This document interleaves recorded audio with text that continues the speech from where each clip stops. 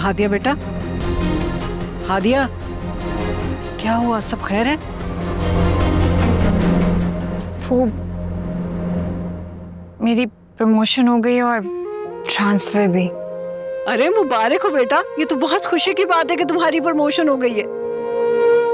खुशी की बात है, लेकिन मैं आपको अकेले छोड़कर किसी और शहर में नहीं जाना चाहती। हादिया बेटा, क्या हो गया? तुम्हारा कैरियर बहुत इंपॉर्टेंट है तुम्हारे लिए, और फिर सरकारी नौकरी में तो ट्रांसफर्स होती रहती हैं। लेकिन मैं ये घर छोड़कर कहीं नहीं जाऊंगी। मैं आपको अकेले नहीं छोड़ सकती। मैं किस तरह से सब कुछ छोड़कर चली जाऊं? मैंने फैसला कर लिया, मैं कहीं नहीं जाऊंगी,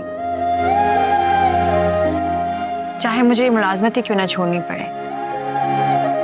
दुनिया में सब कुछ मिल जाता है आंटी, लेकिन माँ जैसी हस्ती नहीं मिलती है, और मैं अपनी माँ को छोड़कर कहीं नहीं जाऊंगी।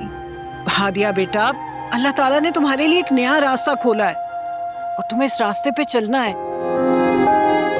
देखो बेटा, ना जाने कितने लोग होंगे जिन्होंने तुम्हारे साथ सर्विस ज्वाइन की होगी, और कुछ तुम्हारे से पहले भी काम कर रहे होंगे। अब तुम बताओ, कितने लोगों की प्रमोशन हुई? तुम उन चंद लोगों में शामिल हो जिनको ये तरक्की मिली है। सोचो, कितना करम है अल्लाह का तुम पे। जो कुछ भी होता है खुदा की मर्जी, उसके हुक्म से होता है।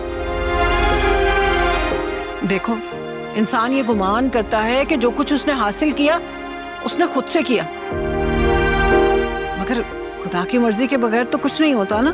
बेशक ऐसा ही है, उसमें कोई दूसरी बात नहीं है, लेकिन एक नए शहर में मैं अकेले कैसे रहूंगी?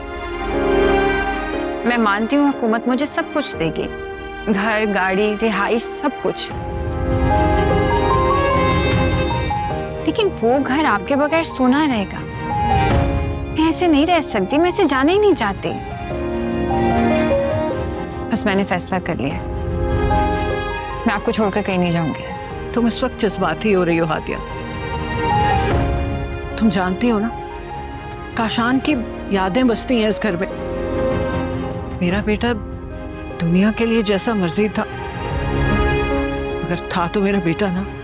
इस घर के हर दरो दीवार में मेरे बेटे की यादें। मैं इस घर को छोड़ के नहीं जा सकती, लेकिन तुम्हें जाना होगा।